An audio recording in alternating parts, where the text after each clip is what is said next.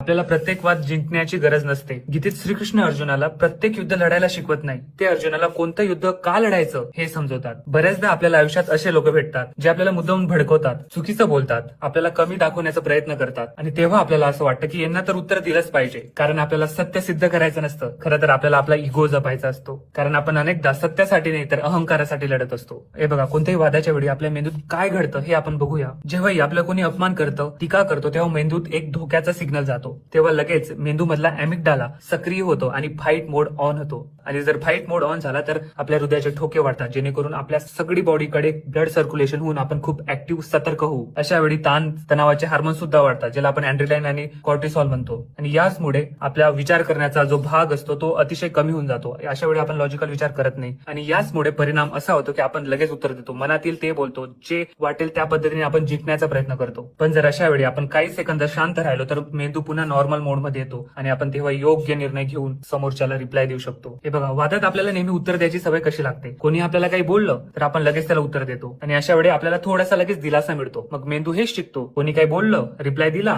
असं केलं की लगेच मेंदूला बरं वाटतं आणि हीच बनते सवय. आणि पुढच्या वेळी पुन्हा तसंच आपण वागतो. वादामध्ये आपला विजय केव्हा होतो आणि समोरच्याचा विजय केव्हा होतो. वादात जेव्हा आपण शांत राहतो तेव्हा आपण जिंकतो, पण तो काही बोलला आणि आपण लगेच भडकलो तर तो जिंकला. वादात आपण विचार करून उत्तर दिलं किंवा काहीच उत्तर दिलं नाही तर आपण जिंकलो, पण लगेच ताबडतोब प्रतिक्रिया केली तर तो जिंकला. वादात जेव्हा आपण आपल्या भावना आपल्या नियंत्रणात ठेवतो तेव्हा आपण जिंकतो, पण जर नियंत्रणात ठेवल्या नाही तर तो जिंकतो. वादात जेव्हा आपण परिस्थितीवर नाही तर स्वतःवर नियंत्रण मिळवतो तेव्हा आपण जिंकतो, पण जेव्हा राग, अपमान, अहंकार याच्या जाळ्यात आपण अडकतो तेव्हा तो जिंकतो. जेव्हा वादात आपण नातं, वेळ, मानसिक ऊर्जा वाचवतो आपण जिंकतो, पण जेव्हा वेळ, ऊर्जा आणि मन शांती आपली नष्ट होते ना तेव्हा तो जिंकतो. म्हणजे ज्या क्षणी वादात आपल्या भावना हा समोरचा नियंत्रित करतो त्या क्षणी वाद हा तो जिंकतो आणि आपण हरतो. म्हणजेच वादाच्या वेळेस स्वतःवर नियंत्रण ठेवणे, विजय मिळवणे हाच आपला खरा विजय आहे. मग वाद टाळून जिंकण्यासाठी आपण काय करायला हवं? अशा वेळी थोडं थांबा, 5 सेकंद श्वासावर लक्ष द्या, थोडा विचार करा, येथे उत्तर देणे आवश्यक आहे का? दृष्टिकोन बदला, समोरच्याला समजून घ्या, स्वतःला नाही. शांतपणे उत्तर द्या किंवा दुर्लक्ष करा. एक सीमा ठेवा, समोरचा रिस्पेक्ट करत नसेल तर अंतर ठेवा. असे केल्याने आपल्याला काय मिळते? मानसिक शांतता, ऊर्जेची बचत, नातेसंबंध सुधारतात.